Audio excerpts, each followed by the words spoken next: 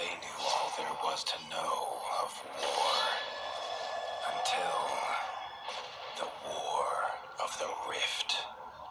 While the Southern King hid, warm in his keep, the Darkwings cut their bloody trail from frozen north to winter's edge. Alone, the warden and his small garrison turned their whiskers to the icy wind. At the end of hope, in a last barrage, they wiped mankind from the land and memory. With no sign of the Darkwings' return, in time, few believed them little more than a fairy's tale. But at Mount Cauldron, time had been all they needed. An old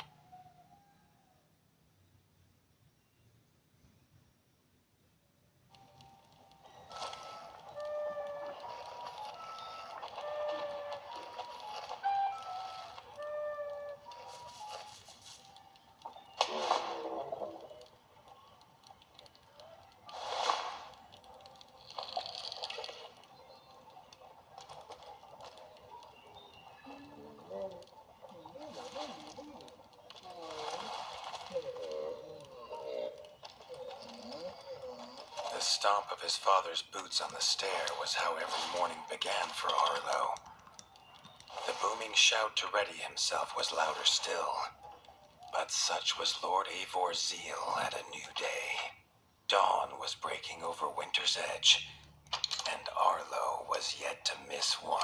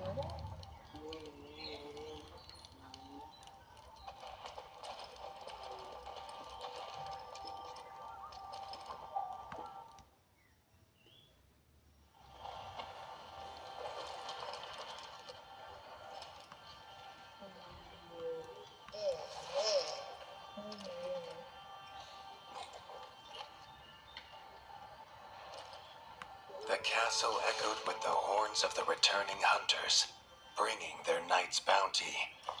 Arlo's little heart quickened to hear it.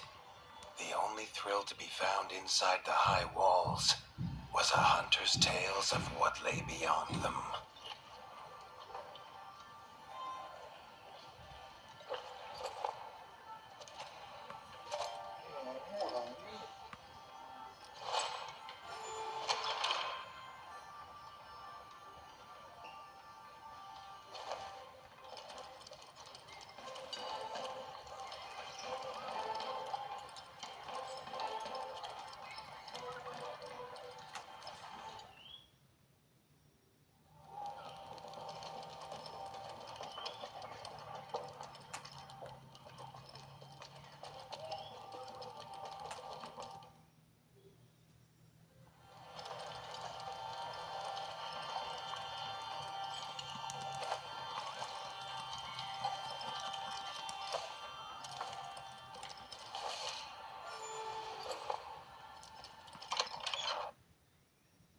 Arlo tells himself it's a good life here in Winter's Edge. The bustling of contented ratfolk, the crisp mountain air, and without the endless scourge of frogs the southerners suffer. Why should he want for more?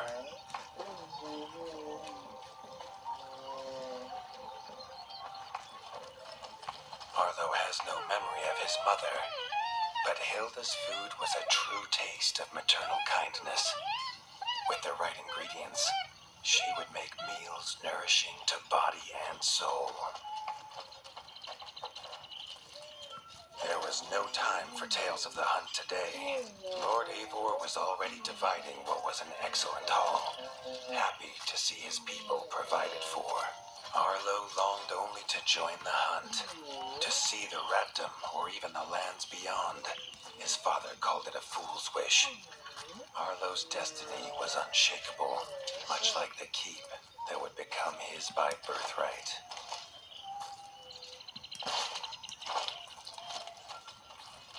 Tiki's shop was perhaps Arlo's favorite, as the shopkeeper had wares from far and wide. But getting him to part with his curiosities was never easy.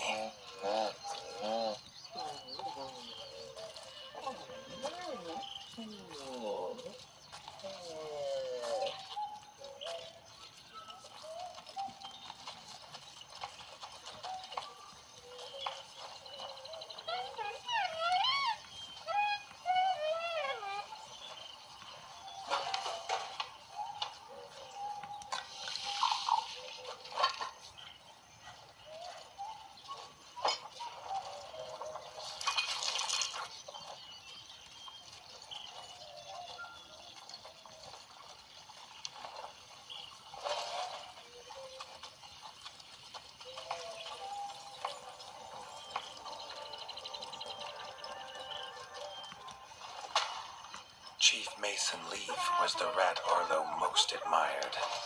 As younger brother to Lord Eivor, his carefree uncle never faced the burden of being warden of the wastes. With walls this strong, his duties were light, leaving him plenty of time for his nephew. Krunk was a rat's rat, with no interests beyond his forge. If you have the parts, this Mastercraft's rat can make armor and weapons that would see off a sky scorcher bite, or so he claims. Arlo wondered how well they'd do against something that wasn't a myth.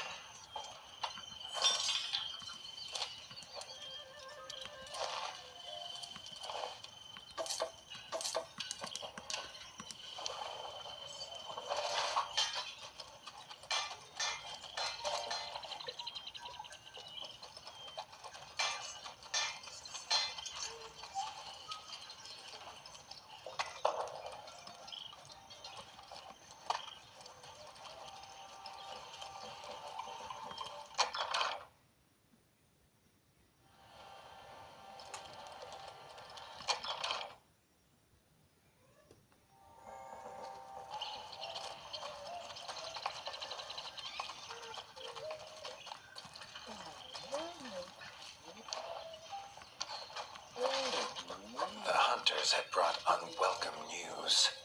A family of the reviled creatures ratfolk called backstabbers had moved into the wastes. Eivor told his son to fetch his weapons.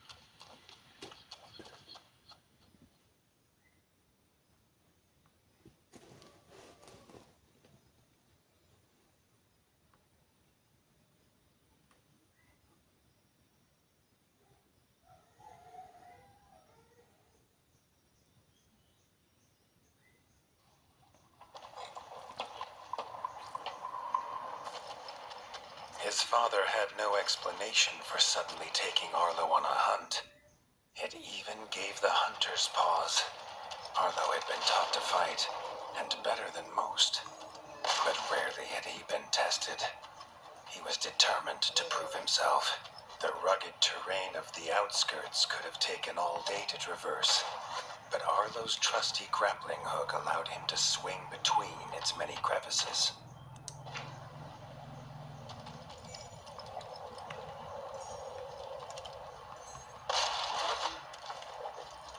Arlo liked the feel of a sharp axe cutting through the vines. The wilds were part of his home, and nothing in them would frighten him. The famous enormous frostberry bushes of the wastes were in full fruit already. Their juice made a healthy tonic, though Lord Eivor preferred them fermented.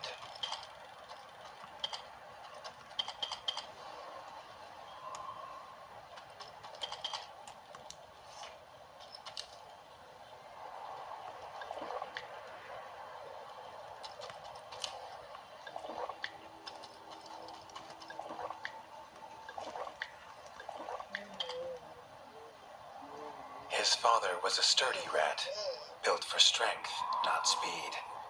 So Arlo found it curious that he challenge him to a race. The prospect of the hunt had filled Lord Eivor with a vigor that his son had not seen in years, or at least since breakfast.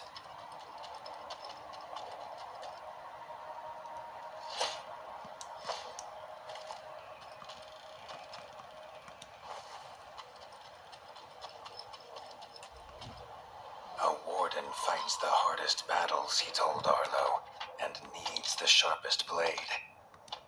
With that, Eivor gifted Arlo his own sharpening whetstone.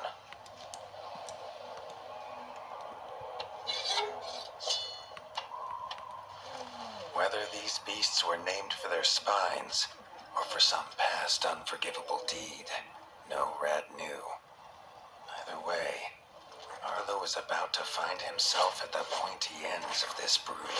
Even young backstabber red attacks were brutal, but a well-timed dodge would see Arlo escape unscathed.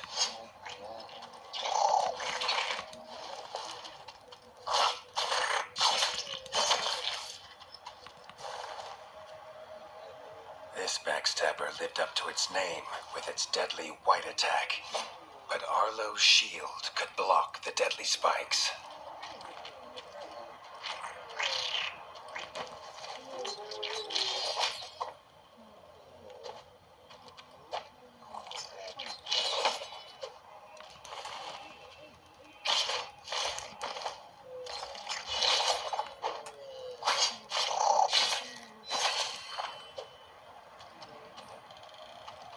This young one used vicious yellow attacks. Arlo had to time his parries perfectly.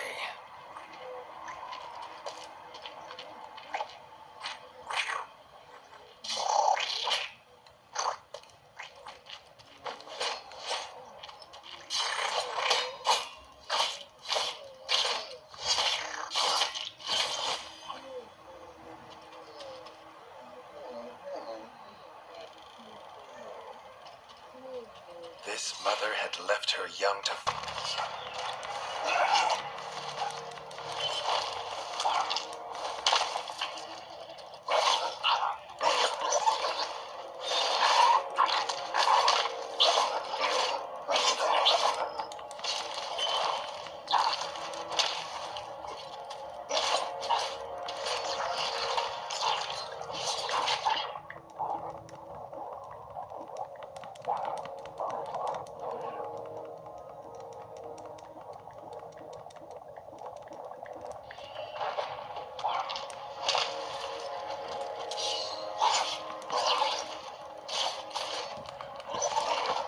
It was Lord Eivor's mighty blade that took her head, but the fight was won together.